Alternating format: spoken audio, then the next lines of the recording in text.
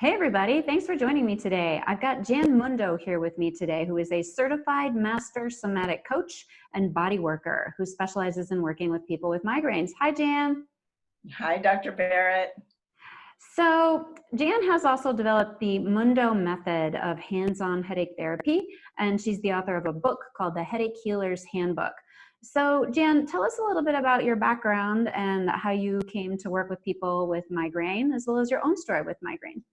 Okay, it's pretty intertwined. So when I was a kid, my mom had migraines, the serious kind where she would be lying down in a darkened room, nauseated, couldn't really speak, couldn't do anything. And she would take a medication for it. And in between her migraines, she would ask me to rub out what she called the knots and spurs in her neck, her shoulders, and her back. And I was able to give her some relief. And then growing up, I didn't really have them. But as I got a little bit older, I did. And when I was about 22, I heard of a claim that if you put your hands on the front and the back of somebody's head, you could stop their headache. So I started experimenting with it. And after I started experimenting with it, I seemed to become a magnet for people who had migraines, because wherever I was, people would exclaim in front of me, like just basically to my face, or I would just catch them leaving a party, somebody at a makeup counter, somebody at a Gap store, salespeople, if I were shopping, family members at a party. People would say, oh, I've got such a migraine, I have to leave, I have to lie down, I'm gonna be sick. And so I would be curious as to if this method would work. Even my uncle, I remember in 1970, he remembers me working on his migraine, and I would put my hands on the head and I would work on it and the pain would be gone just in 5 minutes, 10 minutes. Huh, And I cool. also was working on my own migraines as well. And I did that for 21 years. Got it. And, and just experimenting with it. And then when I was about 40, I started going through early perimenopause. And how I learned that I was going through early perimenopause was that I started reading about it and found that migraine was one of the symptoms. I had started getting severe migraines the day before my period, which at that time also they were erratic. So it wasn't a regular thing, but I noticed that, so I started reading about it and doing more investigation. So this is in addition to just doing my hands-on therapy. It really was about, how can I not get these? So I had come through from a mind-body background and lived in the country for a long time. And so I had used always natural holistic methods if I could. But I also came from a medical family. My father was a surgeon. So I work and use whatever tool is appropriate, but I wanted to see if I could handle this naturally. So I started reading books on diet and doing practice of meditation and Qigong, and I became a certified massage therapist. And so I started really working on all these things, getting more exercise, getting more sleep,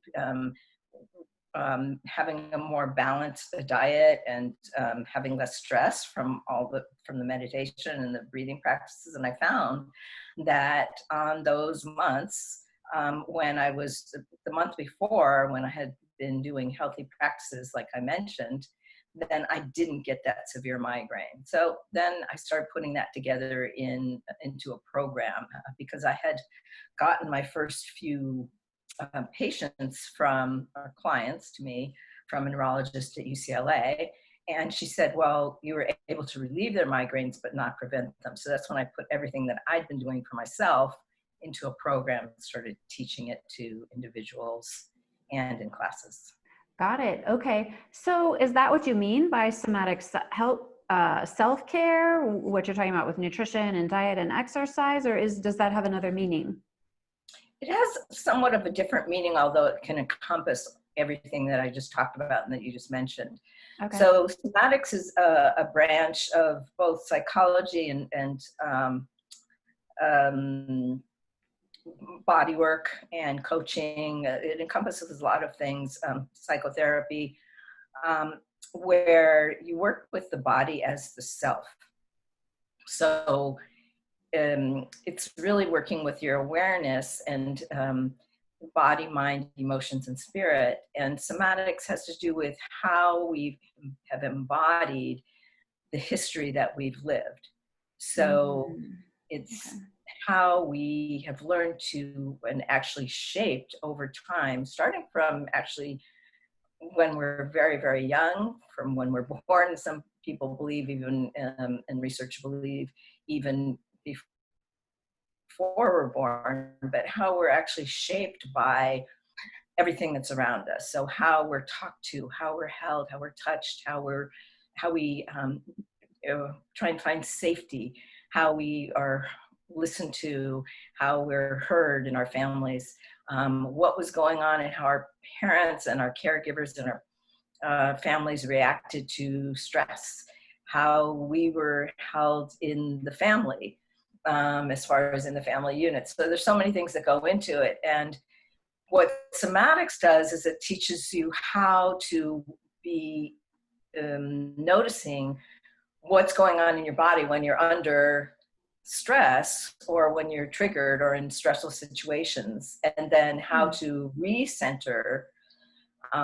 from that stress and be present to what actually the situation is in the present versus reacting and to your past and how you were initially reacting. So it's unwinding the old patterns that are no longer productive. So it's very powerful in working with migraines. And I started working with it actually because when I first started doing massage therapy work, when clients, headache clients and clients who were just coming to me for body work and stress relief and pain and tension, would, when their pain would release during body work, they would also have an emotional release.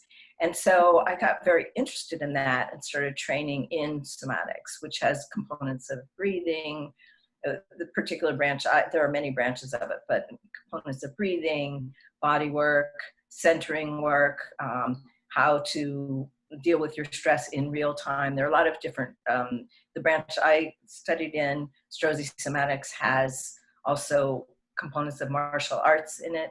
So it's really learning how to live your life and notice how you react in life and where you get stuck, and then being able to unwind from that. Okay, so is your method, the Mundo Method, is it based on these things that you're describing? Or is that something, how does that work? So the program, the Mundo program, is based on the things that we just discussed as far as the diet and lifestyle and stress and all those things, and plus easing out the tension and tightness. And really, I look at all factors in your life. So, you know, I had a client who used to do oil painting. She had horrible migraines. She changed where she lived and she stopped doing oil painting. She started painting with acrylics. You know, they're just little things that people never realize. So that's where you can start to really get detailed, and that's the program. And I have the specific chronology, but then with everybody, it's a little different.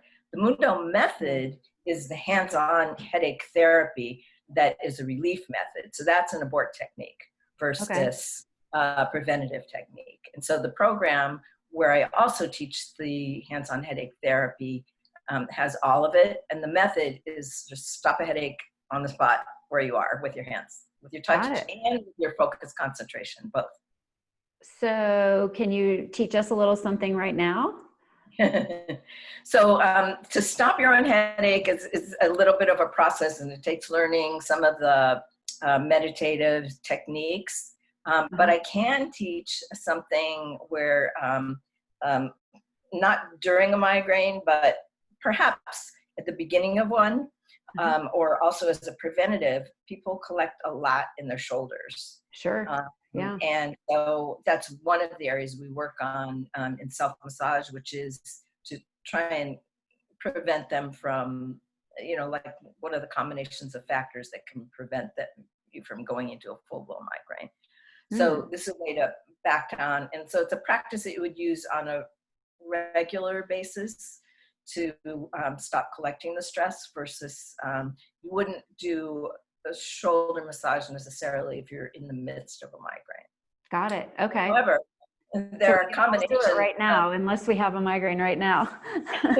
there are combinations of factors that go with, I'm sorry, there are combination headaches, right? Sure. So people can have both the symptoms of tension type headache and migraine. Yeah. So for the tension type part of the headache, they could use that to relieve the tightness, and then that actually makes the migraine come on more strongly, or it can. So that's when you would then use the Mundo method, which is really a method of stilling and quelling and working with the pulsations of the migraine itself or the headache itself, working with them directly on the head. So that's a little more complicated than we have time to do. And Sure. but the shoulder work is always helpful. Okay. Should we do that? Yeah, let's do it. Fire away. So I like to say that everything is body work. Okay. So even how you sit is body work. So if you're sitting, so it all starts with that, because if you're sitting with your head forward, which we're all on our computers and on our phones, and so Guilty. there's a lot of head forward posture going on in the world right now, right? And like leaning to see, and just like being tense and all that. So there's a lot of shoulders going up to the ears and all this, or head down and neck bent. And so all that puts extra strain. It's like carrying a bowling ball out in front of yourself. So, you know, you're having to use all these muscles that if your body is aligned and your ears and shoulders and hips are in a vertical line, then you're not working against yourself. Because if I teach you self-massage and then, but your head's out in front, then you're engaging the very muscles that you want to relax. And also a lot of times I call it tissue, that we're working with the tissue, because it's not just the muscles that we're working with. In fact, it's the fascia, which is the connective tissue and the sheaths that surround every muscle, cell and fiber and bundle and group, so that the fascia responds to stress and tension and even our how we're thinking if we're having stressful thoughts. So it's not so much our muscles, it's the fascia. So we ease that out. So like with a lot of things, it's not just what you do, it's how you do it that makes it good, right? Got it. So, so the first thing is to put your body in alignment so that then you're winning half the battle. Okay. So how do I know if I'm sitting in alignment right now? Okay. So the first thing is to sit on your sits bones, right? The bones that we, our ischium, bones that we use. So if we roll our pelvis under, our tailbone under, then we're sitting kind of scooched up, right?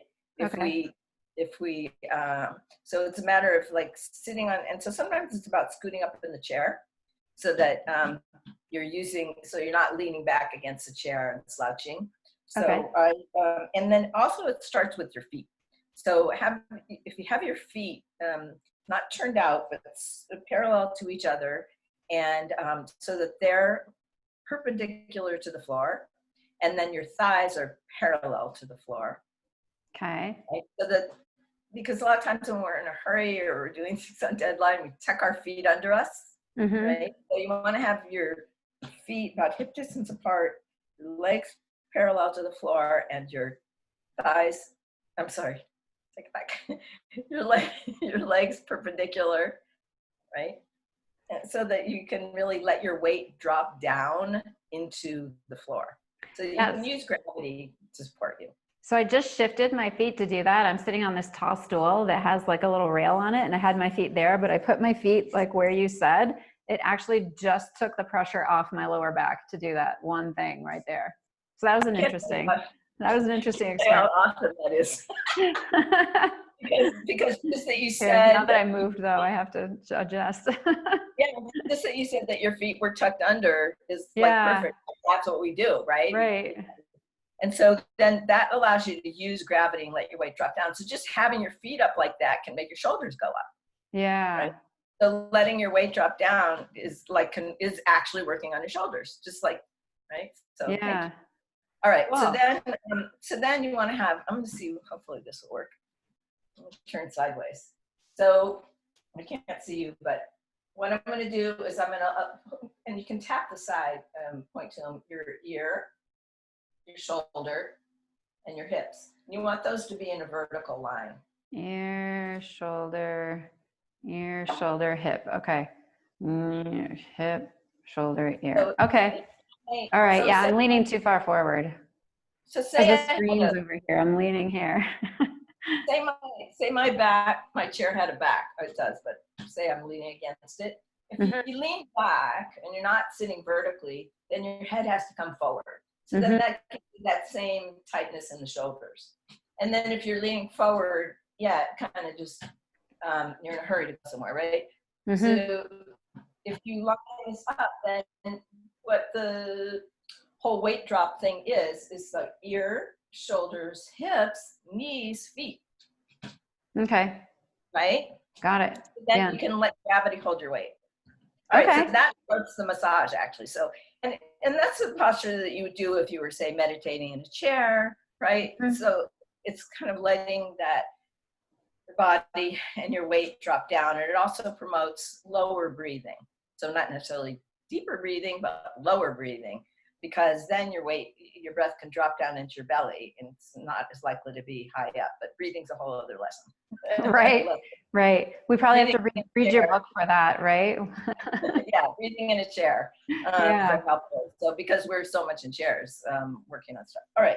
Right. So that's, and then my two big touch principles are puppy dog paws and little frog pads. So puppy dog paws are this. So if you just put your upper arms next to your body, I'm holding mine up a little bit so you can see in the camera.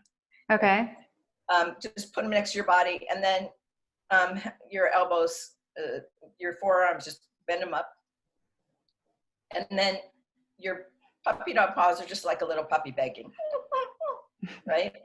So just let them be really soft. And you can see how this, if I pull my hand, my lower hand, if I put hand over hand, and I pull my hand out from the hand that's stationary, that hand that's stationary is flopping down. So that's how floppy your hands have to be.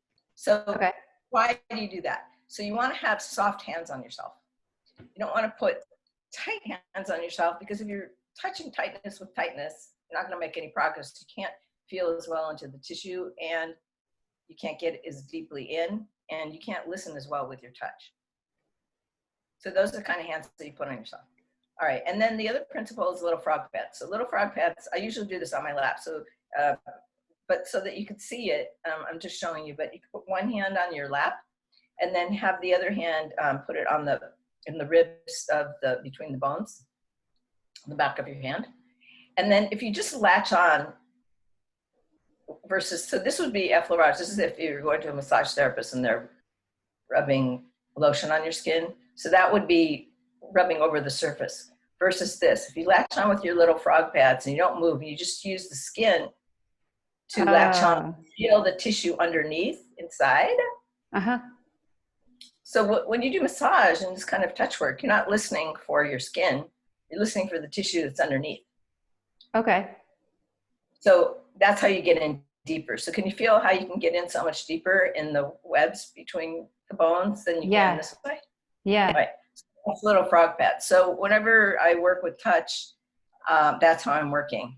It's not a smoothing stroke so much, which is a nice entry and exit stroke if you're working on somebody or working on yourself, but this is more to get in deep and release the tissue. So, all right, and then if to work on, okay, so I'm going to work on my left shoulder. So everybody could use their right hand and then reach over and just let your elbow relax onto your chest.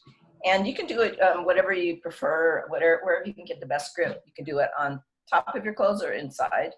But it helps to have something without, like, say, a shirt collar, just to have something open. But I could do it just as well on my t-shirt, so it doesn't matter really. But actually, I think I will do it on my t-shirt so you can see a little better. So when you work on yourself, just anatomically, you can't use your thumb. If I were gonna work on you seated in a chair, I'd work on you from in back of you, and I would use my thumbs on the back, and I would use my fingers on the front. But anatomically, we can't do that. So what you're using instead of your thumbs in the front, you use the palm the heel of your palm, and Okay. then in back, use your fingers. And remember, still working Okay. with puppy Heel. dog paws, more Okay. frog paws. Puppy dog paws. So, Okay. right. And so the first move is to warm and soften the tissue. So I call it smushing the tissue. So it's a squeeze and hold. So if you just, can you see my fingers? So Yeah, I'm just we can. squeeze my fingers and my heel of my hand together. Okay. And then just squeeze and just slightly pull up toward the ceiling and just hold and breathe. So just.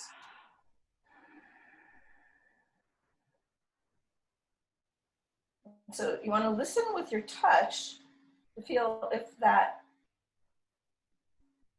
area that you're squeezing together, your shoulder ridge, is starting to soften or heat up. It might feel a little burning sensation. It might feel tight. You might feel it start to actually warm up if it's cold. And then release your grip and you can move a little farther out. It's a little bony here, but it's still good to squeeze and hold. You can go all the way out to the shoulder even though it's very bony. And then you can do that little ski slope, not on your neck, but there's a point there in the back where your levator scapula, it's an attachment point between your shoulder blade and your skull. So you can squeeze and get that point. A lot of times I do that with my middle finger and just squeeze and hold and breathe.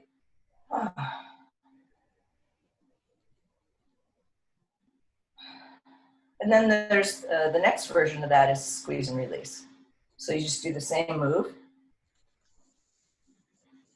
I don't know what you're seeing here, but hopefully you can see. Okay. We can see everything you're doing. It's great. Yeah. Okay. Squeeze and release. And then, so a very important move is a lot of times then you have to get rid of what you've collected.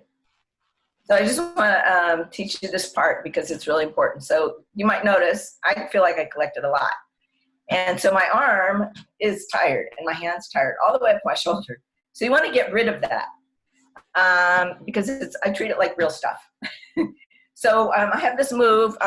It's a shaking out move. And so hopefully you can see that. Wait, we can't quite see you. Step back a bit, then maybe we can see you. Yeah, that's better. Okay. So we can see your body, but not your head. My head is still soft.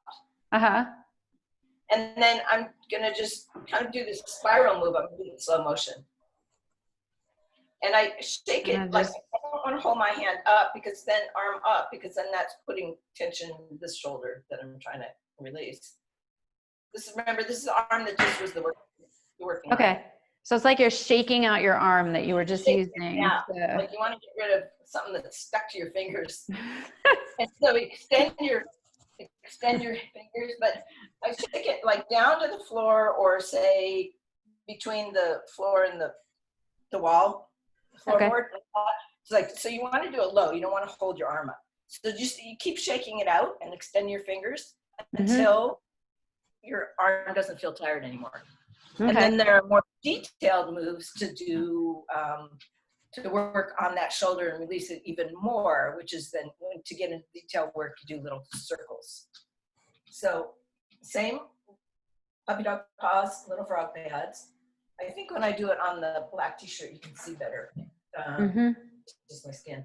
So you can work the whole ridge. You can work in back of the shoulder, the scapular ridge on top there.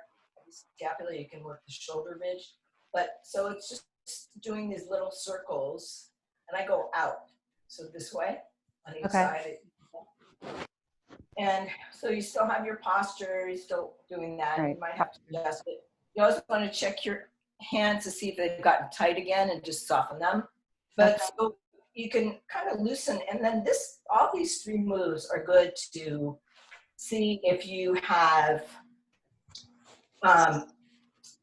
like you might find tender spots. So these are all loosening and softening moves. And I'm going a little quickly. You can spend hours on this. Sure. Even lying down in bed is a great way to do it. Sure. But the idea is that if you find hot spots, then you come back to those and do these little circles, and I do them really slowly. And I have another technique for that and for releasing the pain in each point. Because a lot of times when people, so I'm going to shake out again, when people say, oh, my shoulders are tight or my shoulders hurt so badly, for example, they don't realize that actually that pain or tightness is made up of a collection of tight points. So the idea is with the technique, which I also teach in my book, and in session when I work with people, that you can, because now I'm not working on them, I'm working with them remotely. So, but I can teach them through everything that I've done over the past 50 years, how to refine their touch and work on themselves through very specific instructions. And I can see what they're doing and I can help them shift through that. Anyway, so you go into each point and so you release each point, and that's a separate technique as well. Okay, cool. So when you work with people remotely online, this is the kind of work you do with them, right? Yeah, well, I do the whole program from. Sure, yeah, I'm sure it's more detailed than. Yeah, the mind-body connection and all, you know, kind of charting everything, headache history, and then charting their daily activities and seeing what adds up to their headaches. And so it's a whole thing that can I show you my book? Yeah, absolutely. Yeah. This is the Headache Healer's Handbook. And the idea of it is that everybody can become their own headache healer. Great. I love that vision of empowerment to manage your own headaches. And if people want to work with you online, how should they go about that? To just go to theheadachecoach.com? Yes, theheadachecoach.com. They can contact me. I have my contact information there. And Jan at theheadachecoach.com, or my phone number's up, and people can call, and I offer a free half-hour consultation and see if this is a good fit to work together, and gives them a taste of the program, gives me an idea of what they're dealing with. And so, you know, the program is the program, but it's really individualized to each person because each person has their own set of challenges and things that might be more prominent, but we really go through the whole program. Yeah. Yeah. Awesome. Okay. So theheadachecoach.com, that's awesome that you give a free consultation so people can decide if it's right for them or not. That's great. I love it. Yeah. Okay. Any last thoughts?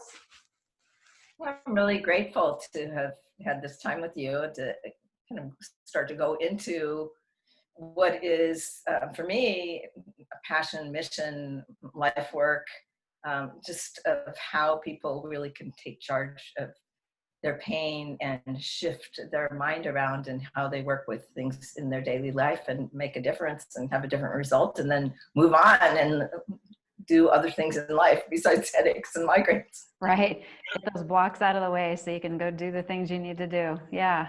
Awesome. That's great. Thank you so much for being here today. And thanks for the hands-on tip. I'm sure we'll all appreciate that. Oh, you know what? I do have one more thing. Okay. I just want to say you always want to be even. So we did one side and just, so after we complete this, hope everybody will go ahead and do the other side and you too of what we just did, because otherwise you'll be uneven. Even if you don't feel pain on both sides, it's really good to have that looseness. And also one last thing is to notice what happens before and after. So doing a practice or doing a technique or doing an exercise, it'll give you some benefit, but where you get the real benefit is noticing the before and after. So what do you notice, for instance, in the shoulder you worked on? So for me, it was the left shoulder versus my right shoulder. Like right now, my right shoulder has this tight, tense presence to it, whereas my left shoulder is much more at ease. So it's really important to take stock. That way you have a better chance of replicating what you just did, and then knowing when you're collecting it and going, oh, you know what, I actually am tight, because then you've produced, by easing it out, you've produced another there. So yeah.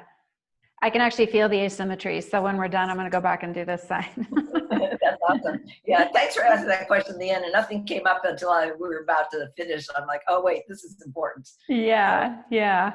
Awesome. Well, thank you so much for being here today. I really appreciate it. Thanks for having me. And thank you for participating so willingly with yourself. I really appreciate that. Yeah, absolutely. All right. Take care. Bye-bye. Bye.